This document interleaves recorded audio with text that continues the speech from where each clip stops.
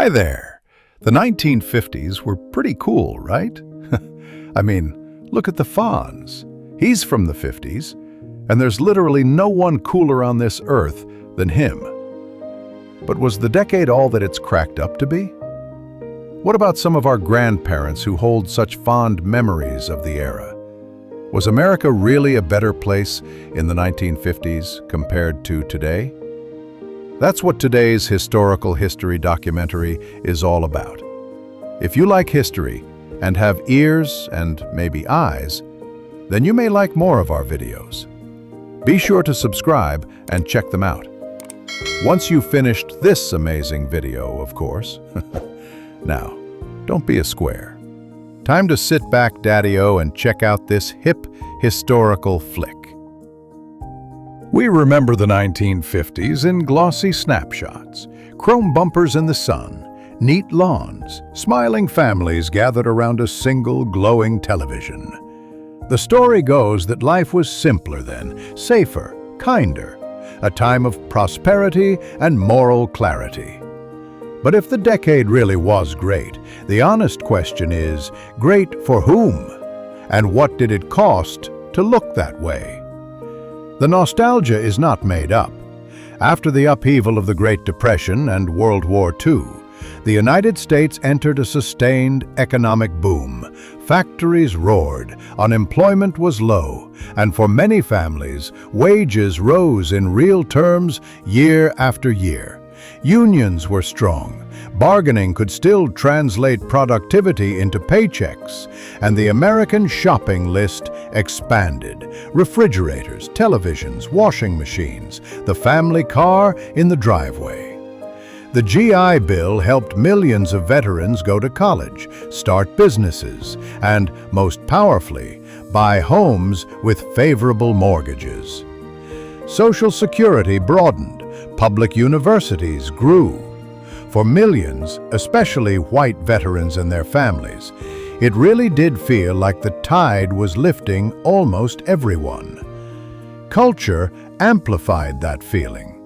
With only a handful of TV networks and a few big radio and print outlets, a relatively unified narrative took hold, a normal worth aiming at, a script for how life was supposed to look. Advertisers sold the dream, and the dream sold back the products. After years of scarcity, it was intoxicating to believe that stability had finally arrived. And geopolitically, the United States sat atop a world devastated by war. Industry was intact at home and booming. Competitors abroad were rebuilding.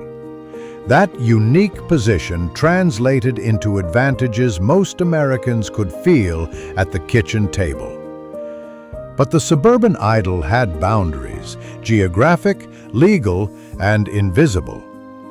The post-war housing surge that created so much wealth did not open its doors equally.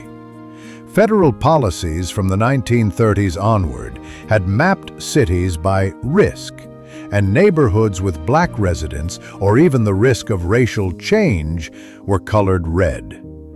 Private covenants and everyday practices enforced those lines, even as courts began striking them down on paper.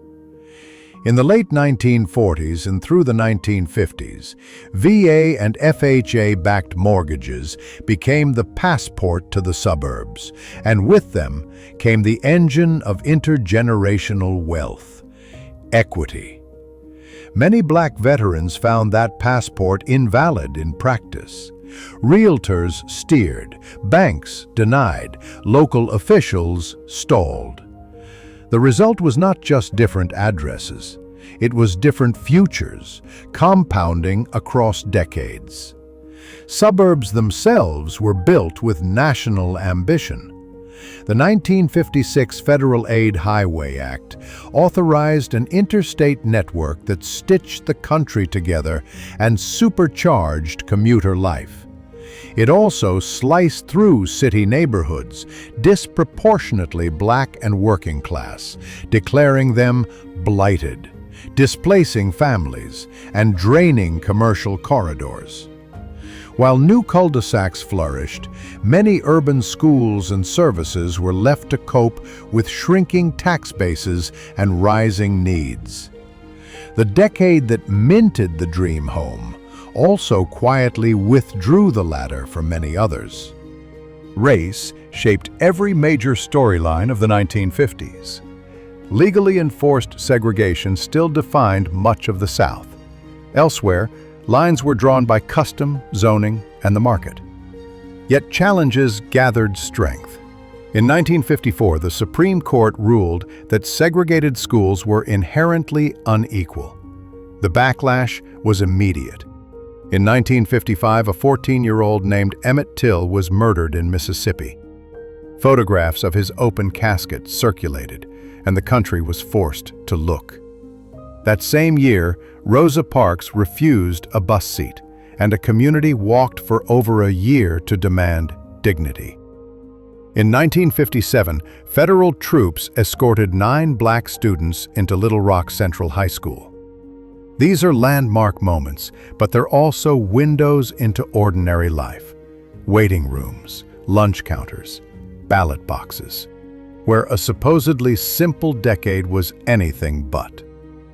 Gender roles look simpler in the reruns, too. Television domesticity offered a tidy story: a breadwinner father, a cheerful mother at home, well-scrubbed children.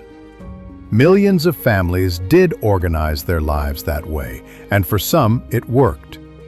But the image glossed over the many women, especially working-class women and women of color, who held paid jobs while carrying the domestic load.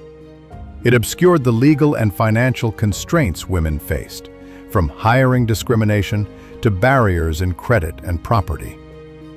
The wartime message that welcomed women into factories was replaced by a post-war chorus urging them back into kitchens, even as the economy relied on their labor and communities relied on their pay. Other lives were pushed further into the shadows. The Lavender Scare framed gay and lesbian federal employees as security risks. Investigations, firings, and whispered fear ended careers and policed identities. In most states, same-sex intimacy could mean arrest. Police raids on bars and clubs were a fact of life. Conformity was not just a fashion, it was a policy. Loyalty oaths and hearings chilled dissent. Careers could be derailed not by what you did, but by who you were thought to be or whom you knew. Health, safety, and the environment tell a different story than the cheery commercials. Mid-decade, the Salk vaccine arrived and changed the world. But before that, summers brought polio panic, iron lungs, and closed swimming pools. Infant mortality was much higher than today, and life expectancy lower. Smoking was everywhere, on screen, at work, at the dinner table, and cigarettes were advertised as lifestyle, not hazard. Leaded gasoline filled the air along with factory smoke.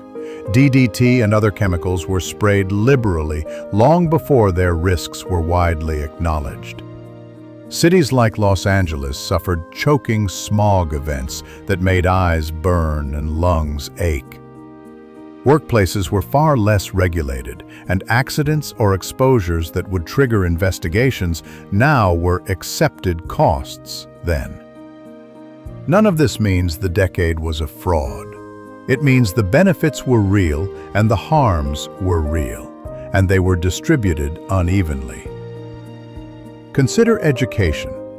Public universities expanded dramatically and offered low tuition by modern standards, opening doors to first-generation students. At the same time, segregated systems constrained black students' options, and the GI Bill's promise was filtered through the admissions policies of schools that didn't want them. Consider crime.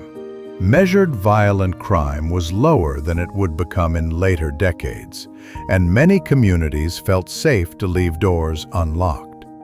But that safety rested partly on who was policed and who was protected, and on how much harm within families and institutions failed to count. Beyond the water's edge, the decade's calm was also curated. Cold War strategy intertwined with domestic prosperity.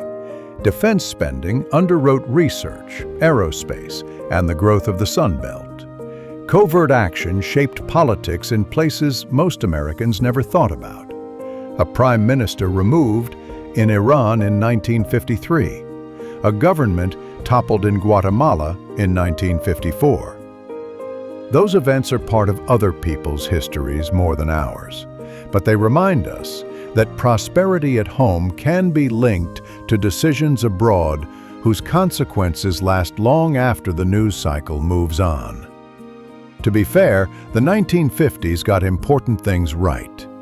Wages and productivity shared a healthier relationship than in many later years. Large-scale infrastructure projects, highways, dams, ports, lowered costs and raised capacity. Public investment in science and education, culminating late in the decade with a new space agency, helped seed innovations that reshaped the century. For families who could plug into the system, a union job with benefits, a mortgage in a growing suburb, affordable college for the kids, the package delivered stability and optimism. Many people remember the decade fondly because, for them, it truly felt like the future had arrived. So, why does the myth of the good old days stick so tightly? Memory is selective, and nostalgia is often a story we tell about our childhood or our parents' prime. The mass media of the 1950s distilled a single version of American life, and reruns kept that image circulating long after the decade ended. Demographics matter too.